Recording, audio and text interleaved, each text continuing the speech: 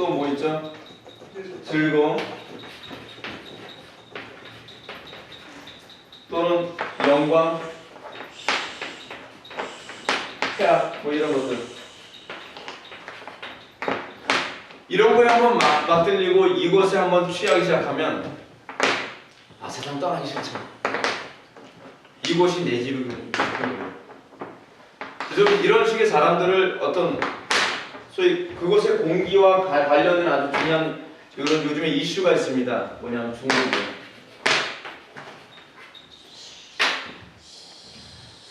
이것에 한번 맞들린 사람은요 영적으로 깨어나기가 굉장히 힘듭니다. 결코 영원한 천상의 소망을 둘 수가 없어요. 너무 좋거든요. 너무 안락하거든요. 이런 것에 한번 여러분 맞들이면 우리는 영적으로 잠듭니다. 그래서 여기 졸리게 되는 곳이라고 하는 표현은요 이렇게 여러분 기록하십시오. 하나님께 집중하기 어렵다는 거예요. 여러분 이런 것을 여러분들의 마음을 빼앗기면 하나님께 집중이 됩니까? 집중 안 돼요. 집중 안 돼요. 좀 죄송한 얘기지만 여러분들이 하나님께 집중이 될 때가 어떨 때냐면요 사실 괴로울 때, 뭔가 빈곤할 때, 뭔가 고난 속에 있을 때, 뭔가 하나님께만 소망을 두지 않으면 견딜 수 없을 때. 그렇다고 해서 여러분들이 항상 가난해야 된다든지, 항상 여러분들 망해야 된다든지, 여러분 항상 불행해야 된다든지, 여러분 괴로워야 된다든지, 항상 여러분들은 사람한테 천대받고 그래야 된다는 얘기는 아니에요. 문제는 뭐냐면 이것이 여러분들의 심령을 장악하지 않도록 우리 항상 깨어있는 이 무서운 전쟁을 해야 된다는 거예요. 근데요, 제가 목회하면서 느낀 건데요, 제일 힘든 싸움이 이 싸움.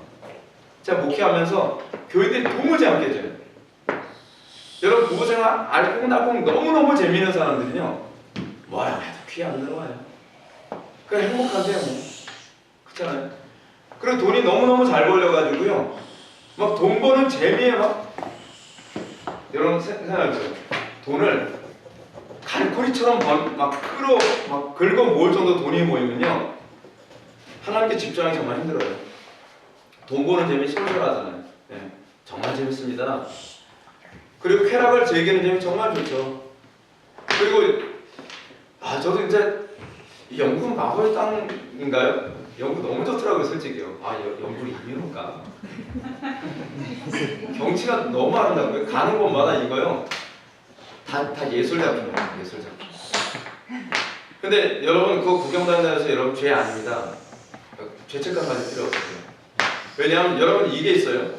자연 만물을 보면서 하나님을 묵상할 수 있어요. 저는 이거 너무나 좋은 거라고 생각해요. 그래서 도시생활 하는 사람들은요 사람들이 영혼이 굉장히 황폐해요. 하나님의 영광을 볼 수 있는 기회가 많이 약화됐거든요. 여러분 왜 도시 사람들이 더 악한지 아십니까? 도시에 만든 모든 것들은요 육신의 즐거움을 위해서 만든 것들이에요. 하나님의 형상과 관계없이 만들어진 거예요. 육신의 쾌락과 즐거움을 위해서 만들어진 거죠. 근데 자연 만물은 하나님의 자기 계시거든요. 사도 바울이 로마서에서 얘기했던 것처럼 로마서 1장에서 그 얘기하지 않습니까? 자연 만물을 보면 하나님을 알 수 있다고요. 그래서 자연을 많이 보면요 우리의 마음이 부드러워져요. 그래서 조나단 에드워드 같은 경우에도 자연 만물을 묵상하면서 깊은 기도를 경험했다고 하지 않습니까? 근데 우리가 뭐냐면 자연 만물도 하나님을 묵상하는 것이 아니라 우리가 영적으로 잠들게 쾌락으로 가는 것이 문제라는 것이죠. 조심해야 되는 거예요. 재물도 여러분 재물 자체가 나쁜 건 아닙니다. 그 재물을 내가 하나님께 집중하지 못하게 만들면 하나님은 때로는 그 재물을 걷어가시기도 하시고, 내가 때로는 그래도 이거 제가 하는 얘기가 아니라 기독교 강의에 나오는 얘기예요. 때로는 하나님께서 우리가 하나님보다 자녀를 더 사랑해서 자녀만 맨날 이렇게 집중해 살고 있으면 하나님은 그 자녀를 어떤 식으로든지 건드리기도 하시고, 때로는 우리가 세상의 어떤 즐거움에 매몰려 있고 명예에 심취해서 그것에 정신을 잃어버리면 하나님께서 우리를 사랑하시기 때문에 하나님께 집중하기 위해서 그것을 걷어가시기도 하시는 일이 있다는 것이죠. 자, 근데 우리는 그러면 이렇게 그 영적으로 잠들어가는 이 마법에 따라서 어떻게 우리가 깨어있게 될 것인가? 여러분 이거 잘 들어보세요. 굉장히 중요한 얘기입니다. 그래서 소망은 잠에 겨워 무감각해지기 시작했다. 너무나 졸린 나머지 소망은 크리스천이 잠을 자면 다시는 일어날 수 없을 것이라는 권유를 뿌리치기 위해 잠을 자도 된다는 다양한 주장을 펼칩니다. 그렇죠? 여러분, 영적으로 잠든 사람들을 흔들어 깨우는 거 되게 힘듭니다. 예를 들어서 마치 이거와 같죠. 굉장히 추운 그 북극에 갔는데요. 사람이 죽을 때 되면 어떻게 몸에 체온이 떨어져 자꾸 뭐가 오죠? 졸음이 막 폭포수처럼 와요. 졸음이 올 때는 따개를 때려도 정신 못 차려요. 따개를 때리고 무슨 짓에서 소용이 없거든요. 근데 잠자는데 깨우면 여러분 얼마나 밉습니까? 정말 달게 잠을 자는데 깨우면 정말 밉잖아요. 근데 잠자는 사람들을 깨우지 않으면 죽으니까 무슨 일이 있어도 깨우는. 여러분 왜 오늘날 목회자들 별로 안 좋아하냐면 잠자는 거 고이 자는데 자장가를 불러주는 목사님이 좋죠. 오늘날 상당수의 교회가 그런 역할을 하는 거거든요. 돈 버는 재미 너무 좋은데 목사님이 더 잠을 재우는 거예요. 성공하는 재미 너무 재밌는데 목사님이 잠을 재우는 거예요. 세상적인 것이 너무 즐거운데 목사님이 잠을 재우는 거예요. 역시 우리 교회 너무 좋은 교회야. 그건 아니죠. 깨어나게 해야죠. 죽는 겁니다. 제가 잠들면 얼어서 죽어요. 깨어나야 돼요. 계속적으로 이제. 근데 그거는 여러분 잠잘 때 흔들어 깨우는 것만큼 짜증나는 게 없어요. 이상해요. 저는요 목욕해서 피곤하다가 피곤해 잠깐 눈을 붙이려고 소파에 딱 눕잖아요. 꼭 한 잠이 들 때쯤은 꼭 전화가 와요. 그때는 진짜 전화기 집어던지고 싶어요. 얼마나 잠자는 거 못 자게 만드는 게 이거 고문이거든요. 고문. 근데 지금 여기서 너무 졸린 나머지 막 잠들어가는 이 사람을 크리스찬이 흔들어 깨우죠. 그러니까 소망이 너무 막 내가 계속 잠을 자야 될 이유를 얘기합니다. 내가 뭐 이런다고 해서 뭐 내가 뭐 잘못되는 건가? 여러 가지. 소망이 저항에 대하여 크리스찬은 목자, 즉 경건한 장로들의 경고를 다시 상기시켜 줍니다. 마법의 땅을 주의하라 라고 경고하지 않았습니까? 소망은 크리스찬의 권고를 듣고 곧바로 회개합니다. 그리고 두 사람은 마법의 땅에서 잠이 들지 않도록 경건한 대화를 나누며 극복합니다. 여러분 마법의 땅에서 잠들지 않는 우리가 살고 있는 이 시대가 전 세계가 사실 다 마법의 땅이거든요. 마법의 땅화 내버렸어요. 이러면서 우리가 영적으로 잠들지 않은 방법을 번역은 몇 가지로 제시합니다. 마법의 땅은 이 세상의 번영과 즐거움과 행복과 풍요 그리고 세상적인 만족으로 말미암아 영원한 세상에 대한 소망이 마비된 상태를 말합니다. 세상 것에 소망이 너무 달콤해서 영원한 것에 소망을 못 보게 되는 것이죠. 이럴 때 신자들은 세상의 것을 바꾸게 살아가면서 영적인 의무에는 게으르게 됩니다. 이들은 점점 세상에 안주하고 이 땅에 안주하며 사는 것이 얼마나 두려운 것인지 망각하며 더 이상 순례의 길을 가기 위한 열정이 식어버립니다. 이런 사람의 특징이 그거죠. 세상의 것에 막 심취하고 재미있기 시작하면 기도 생활이 막 식어지고 경건 생활도 식어지고 뭐 예배하는 생활도 느슨해지고 나태해지고 뭐 빼먹기도 하고 막 그렇게 되죠. 영적으로 잠들어가고 있다는 겁니다. 뭐 영적으로 잠든다 해서 뭐 천국 가겠죠. 그렇지 않아요, 여러분. 예수님께서 뭐라고 말씀하셨죠? 인자가 올 때에 깨어있는 자만 구원을 받는다고 얘기하고 있습니다. 좀 잠들어 있다고 된다고 생각하지 마십시오. 자, 여기서 놀랍게도 영적인 잠에 빠지면 모든 경건에 대한 의욕이 사라지면서 예배와 기도 시간에 정신이 몽롱해지면 잠이 옵니다. 여러분 영적으로 잠들었을 때 나타나는 육적인 반응이 뭔지 아십니까? 예배 시간에 잠들어져. 꼭 아프고 병든 병아리처럼 졸아요. 병든 병아리처럼 조는 것은 사실은 육신적으로 피곤해서가 아니에요. 영적으로 잠들었을 때 그래요. 영적으로 잠들었을 때. 그래서 제가 우리 교회 안에서도 영적으로 이렇게 자꾸 졸고 그러면 막 나이가 많건 적건 지위 고하를 불문하고 제가 막 대놓고 지적을 합니다. 기분 되게 나쁘겠죠. 근데 나빠도 어쩔 수 없어요. 사는 방법은요. 깨워야 돼요. 깨워야 돼요. 영적으로 자꾸 제가 왜 이게 피곤한 거하고 아무 상관이 없다고 제가 말씀드리냐면요. 제가 말씀드렸잖아요. 제가 부교육자 생활하기는요. 무지 피곤하거든요. 꼭두새벽부터 일어나서 교회 봉사하다 보면 점심때 이미 녹초가 돼요. 근데 저녁 때 다 마치고 나서 저녁 예배 할 때 되면요. 피로가 급피로해요. 눈이 천근만근 무거워요. 근데 신기하게 예배 딱 시작하면 눈이 딱 맑아져요. 신기하더라고요.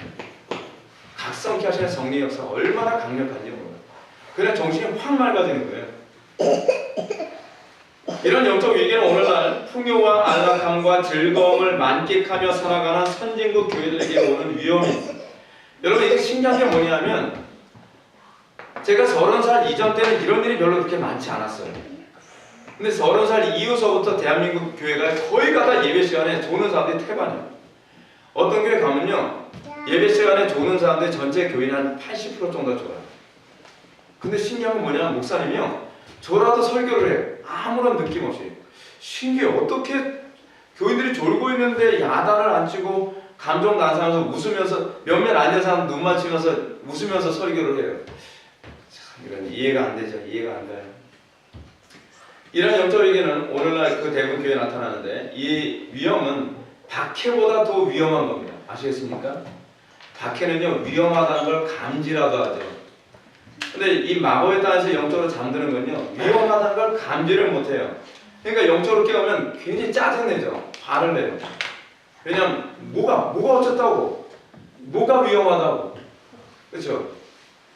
깨우는 성도들과 그래서 여러분, 이 문제를 해결하는 유일한 대책은요, 딱 두 개입니다. 세 가지예요. 첫 번째, 책망의 귀를 기울이고 순종하는 것. 이게 첫 번째입니다. 그래서 여러분, 소망이 잠에서 깨어나게 된 중요한 원인이 어디 있죠? 크리스찬의 책망에 반응을 하는 것. 아, 맞아요. 목자들이 그렇게 얘기했죠. 아, 내가 잊어먹었네요. 책망에 귀를 기울이는 것입니다. 그리고 두 번째는 뭐냐면 깨어있는 성도들과 교통하는 것입니다. 여러분, 깨어있는 성도들과 교통하는 게 왜 영적으로 깨어있게 만드는 것인지 여러분 아시겠습니까? 영적으로 여러분 성도들과 교통을 하려면 이런 현상이 나타납니다. 여러분, 나 혼자 있으면 난 별로 문제가 없다고 생각하죠. 깨어있는 성도하고 대화를 나누다 보면 도전을 받게 돼요. 아, 나 지금 영적으로 심각한 문제가 있구나. 나 혼자만 보면 나는 괜찮은 것 같은데 깨어있는 성도들을 보면 너무나 영적 상태가 비교가 되는 거예요. 그러니까 여러분, 깨어있는 성도들과 교통하는 것은요, 얼마나 중요한 건지 모릅니다. 근데 이제 교회 교인들이 다 잠들어 있으면 더 사태가 심각해지는 거죠. 난 저 사람보다 좀 나니까. 그죠? 그래서 깨어있는 성도들과 교통하는 것이 얼마나 유익한지에 대해서 번연히 얘기해 줍니다. 그리고 또 하나, 영적으로 깨어있기 위해서는 기도하는 시간을 더 많이 갖는 것입니다. 기도하지 않으면 재간이 없어요. 기도하지 않는데 어떻게 깨어있겠습니까? 말씀 공부 많이 한다고 그렇게 해서 깨어나지 않아요. 다 같이 해야 돼요. 제가 어저께도 여러분들한테 그런 말씀 드렸죠. 여러분, 밥 많이 먹으면 숨 안 쉬어도 여러분 살 수 있습니까? 아니잖아요. 여러분, 숨만 많이 쉬고 밥 안 먹어도 살 수 있습니까? 아니죠. 밥도 많이 먹고 숨도 잘 쉬어야 건강한 거 아니에요? 신앙생활도 그렇잖아요. 말씀도 많이 알고 그리고 기도도 많이 해야 건강한 것이지, 기도만 많이 하고 말씀을 모르면 어떻게 되죠? 신비주의자가 되고, 또 말씀은 많이 하는데 기도를 안 하면 뭐가 돼요? 교조주의자가 되는 거죠. 맨날 뭐 맞다 틀리다 이 얘기만 하고 정죄하는 것만 좋아하는. 자, 그러면서 이 사람이, 자, 그럼 우리 대화를 나눕시다 하면서 이제 얘기가 나옵니다. 그래서 여러분 당구장 표시해 볼까요? 무지와 다시 대화를 나누다. 앞에서도 언급한 것처럼 크리스찬과 소망은 무지와 대화를 나누다가 대화를 끝내고 변절자, 약한 믿음, 아첨쟁이, 무신론자 그리고 마법의 땅을 거친 후에 다시 만나 대화를 나눕니다. 근데 여기서 크리스찬과 소망이 마법의 땅에서 나오면서라고 하지 말고 지으시고요.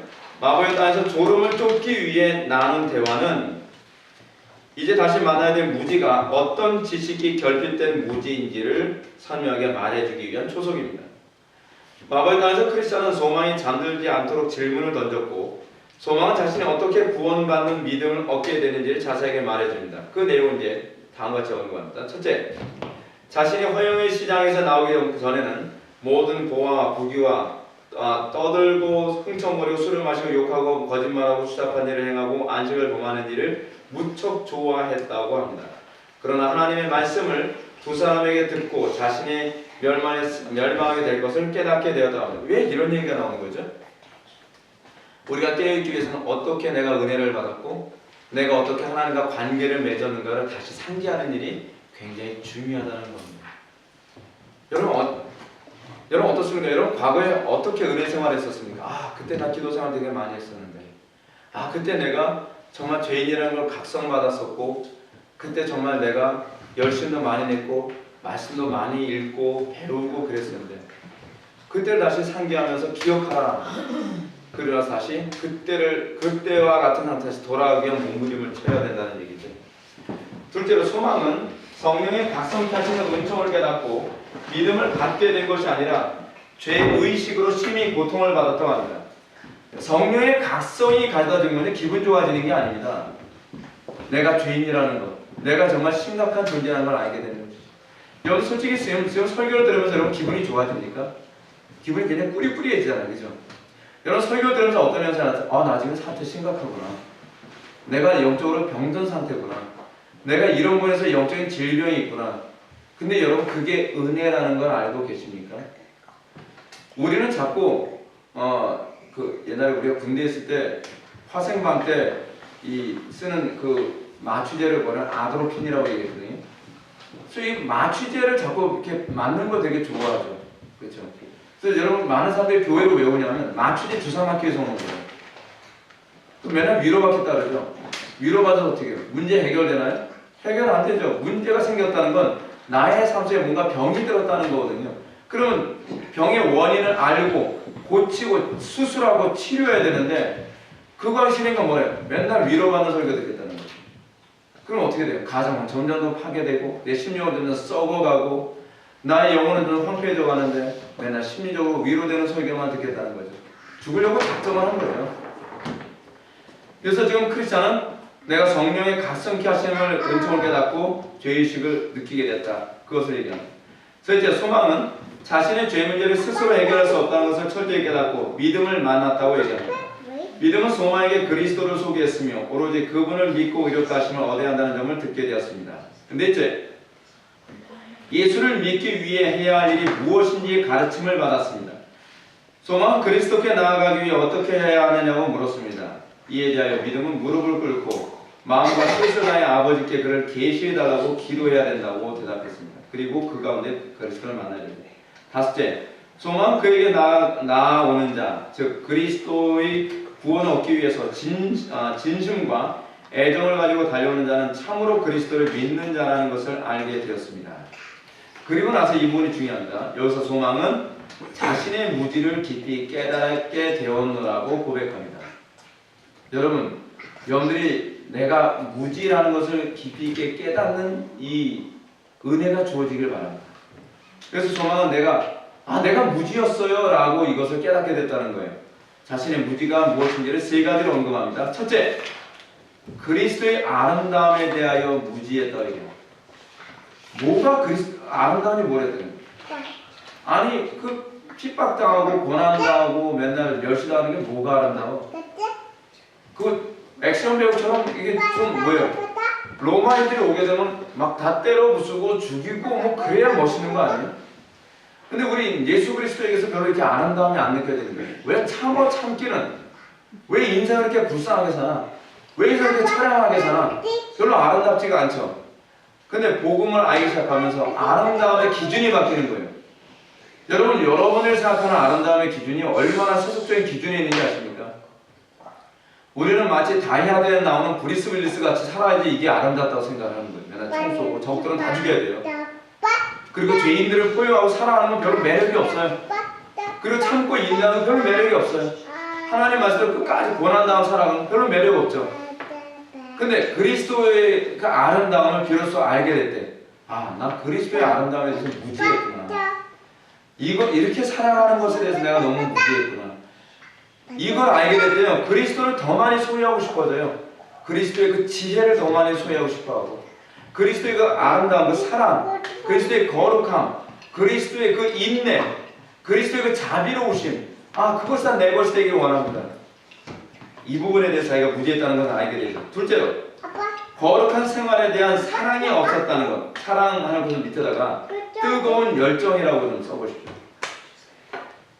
내 속에 거룩한 생활에 대한 뜨거운 열정이 없다는 걸 깨달았다는 거예요. 뭐 교회 생활은 열심히 했죠. 여러분 교회 안에서 이런 사람들 많이 있습니다. 봉사하는 데도 열심히 있고요, 헌신하는 데도 열심히 있고, 뭐 그래서 우리 교회 최고의 집사, 뭐 그래서 막 손가락을 뭐 치크세로만큼 괜찮은 것 같은데, 자기가 신앙생활을 하면서 한 10년, 20년 그렇게 신앙생활을 뒤돌아보니까 자기에게 정작 거룩에 대한 열정이 없더라는 거예요. 더 거룩하게 살아가고 더 그리스도를 닮아가려고 하는 열정이 없다는 걸 이 크리스찬이 그 소망이 깨닫게 되었다는 겁니다. 셋째는 주 예수의 명예와 영광을 위해 무언가 하고 싶어 하지 않았다는 것을 알게 되었습니다. 무지의 세 번째 무지는 무엇이냐 아십니까? 항상 내가 주의 영광에서 무엇을 할 것인가에 관한 이런 하나님의 영광에서 무엇을 하고자 하는 그런 열정이 없었다는 거예요. 여러분 잘 보십시오. 저는요 오늘 한국교회 안에서 나타나는 정말 속 터지는 것이 뭐냐면, 여러분 한국교회에서 어떤 상황입니까? 교회가 쑥대밭이고요, 곳곳마다 배도고요, 난장판이에요, 난장판. 근데 여러분 맨날 우리는 무슨 생각하죠? 맨날 어떻게 하면 잘 먹고 살까? 어떻게 하면 성공하게 할까? 어떻게 하면 우리가 안락하게 할까? 그걸 위해서는 얼마나 지혜를 많이 짜내는지 몰라요. 근데 여러분 이사야서 6장에 나오는 이사야의 소명 사건을 여러분 아십니까? 이사야서 6장은 이사야의 회심과 소명 사건이에요. 이사야가 회심함과 동시에 이사야가 이렇게 얘기합니다. 하나님, 나 여기 있사오니 나를 보내주소서. 내가 주의 영광에서 무엇을 할 수 있겠습니까? 내가 하나님의 그 이름을 높여드리기 위해서 무엇을 할 수 있을까요? 계속 하나님의 영광에서 해야 될 것을 계속 고민하는 겁니다. 여러분들은 과연 하나님의 영광에서 무엇을 해야 될지 얼마나 고민합니까? 제가 은혜를 받고 나서 저에게 나타난 특징이 하나 있어요. 저도 사는 게 힘들고 어려운 부분이 많이 있는데 어떻게 하나님을 더 영화롭게 할까? 어떻게 하나님의 영광을 위해서 내가 헌신할까? 계속 고민하는 거예요. 그래서 계속 고민하면서 새로운 일을 또 만들죠. 다시 만들어서 쓰야 때 한두 번이 아니에요. 뭐 10년 특강 한답시고 강의안을 만드는데 여러분 얼마나 힘든지 아십니까? 제가 수련회 강의안이나 10년 특강 강의안 같은 거 하나 만들 때 너무 힘들어서 어쨌든요 어금니가 다 녹아내려져 어금니 뽑은 것도 있어요. 되게 힘들어요. 얼마나 피곤한지 몰라요. 근데 매년 그 일을 하는 거예요. 매년이요.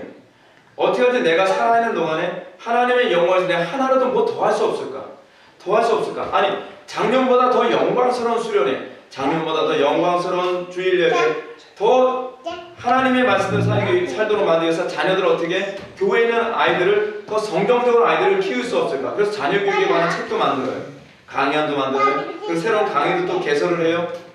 굉장히 피곤하고 왜 자꾸 일을 만드는지 아십니까? 제가 부지런해서가 아니에요. 하나님 나라가 너무 지금 어수선하니까 미약한 힘이 나면 어떻게 하나님께 좀 보탬이 될까 그 생각을 하는 거죠. 여러분 그 고민 좀 하셔야 됩니다. 여러분들 몸담고의 교회 안에도 여러분 해야 할 일 너무 많죠. 하나님을 사랑하고 하나님의 영광에서 살기를 정말 원한다고 한다면 하나님 나 뭐 해야 될까요? 아니 바닥 청소라도 하나 더 할까요? 내가 교회를 위해서 내가 뭐 하나라도 더 할까요? 근데 요즘 기독교는 그 고민 안 해요. 옛날에 저 기억나는 게 하나 있습니다. 우리 어머니가 은혜 받고 나니까 맨날 그 고민하세요. 예배당에 딱 들어오면 내가 하나님에서 영광에서 뭐 할까? 근데 우리 집에 구멍가게였었거든요. 구멍가게인데 딱 보니까 풍구였더라는 거예요. 그래서 옛날에 풍구 같은 거 했었잖아요. 반지할 때. 그러니까 우리 어머니가 이 구멍가게 뭐 돈 버는 거 별로 없는데 돈 모아가지고 그 풍금을 해놓고 보니까 커튼이 아무도 커튼을 빨래를 안 하더라고요. 옛날에 그 예배당 커튼 그 비로도라는 거 아시죠? 비로도. 네. 저는 우리 어머니한테 들어서 비로도로 기억하고 있어요. 굉장히 두껍고 무겁잖아요. 그 비로도로 해가지고서 창문 커튼을 했거든요. 제가 어렸을 때 기억이 최소한 3m에서 4m 정도 되는 그 커튼이었거든요. 그럼 우리 어머니가 어머니가 몸이 좀 약했거든요. 근데 우리 어머니가 여자 몸으로 사다리를 올려놓고 그 비로도 커튼을 다 끄집어내가지고요. 다른 교인들이 시기 할까봐 밤늦게 가가지고서 커튼을 다 끌어내면 먼지가 푹하게 쌓여있거든요. 수년, 거의 10년 이상을 거의 빨래를 안 한 거니까요. 그거를 빨래하면서 너무 기뻤대요. 우리 어머니 하신 얘기가. 정말 하나님 영광에서 이거 할 수 있구나. 너무 좋아가지고 옛날에 그 다라이 아시죠? 고무다라이. 빨간 고무다라이에다가 이건 넣고 하이타이. 하이타이 같은 하이타이. 그렇죠. 하이타이 쏟고 물 붓고서 발로 밟는 거예요. 한두 개도 아닌데 그렇게 하면서 다 넣어놓는 거죠. 그래서 우리 어머니 하시는 너무 행복하다는 거예요. 내가 하나님 영광에서 뭐 하나 했다는 거. 남들이 알아주지 않아도 너무 좋아. 내가 정말 뭔가 하나님 영광에서 할 수 있다는 거, 조그만 거 하나라도 할 수 있다는 게 너무 행복하다는 거죠. 그래서 우리 어머니가 하시는 얘기가 그래요. 우리 어머니가 그 당시에 제가 몸담고 있었던 교회가 그때 그 예배당 건축을 했거든요. 예배당 건축을 하는데 옛날에 예배당 건축은 돈으로 한 게 아니라 몸으로 했어요. 그 브로크라는 거 아시죠? 예, 브로크. 그 일본 말이죠. 원래 블록이 그죠?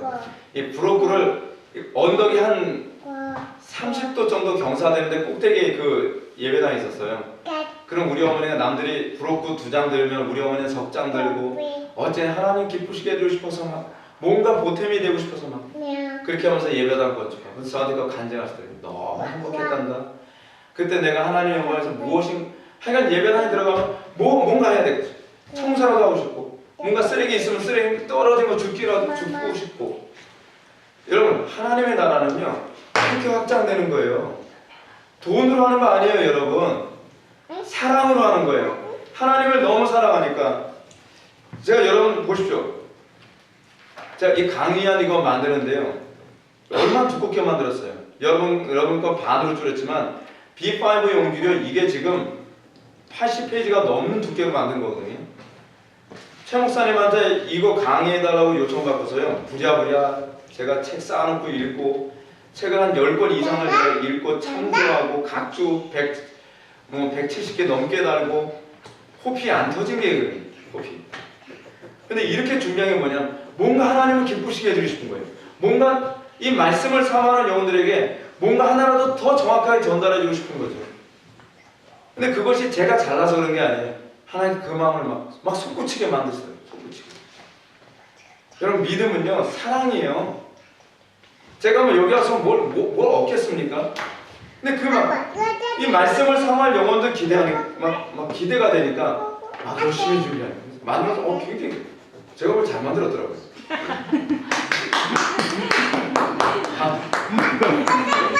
뭐라고 반응해야 될지 모르겠어요. 하여간 지금 뭐 하다 얘기했어요? 소망이죠, 소망. 몇 번까지 얘기했었죠, 제가? 거룩한 뜨거운 주의 영광을 셋째, 주의 명예와 영광이 무엇인가 하고 싶어 하지? 자, 이런 독특한 문화적 장치를 통해서 보면은 교회 안에는 무지의 특징이 무엇이 정확하게 나열합니다. 그리고 참 독특한 게 뭐냐면 소망이 난 무지였다라고 얘기하고 난 다음에 그 다음에 무지를 다시 만나요. 그럼 무지의 실체도 선명하게 얘기해 주는 거죠, 그죠? 무지와 다시 대화를 나눕니다. 그럼 대화 나누면서 어떤 얘기를 하는가? 첫째, 무지는 크리스천과 소망의 어려움을 다 지켜보며 따라왔지만 여전히 자신의 영적 상태에 대해서 아무런 점검이나 깨달음이 없었다는 것을 알 수 있습니다. 무지의 특징이 뭐냐면 점검을 안 해요. 왜 점검을 안 하는지 아십니까? 내가 괜찮다라고 생각하기 때문에 그래요.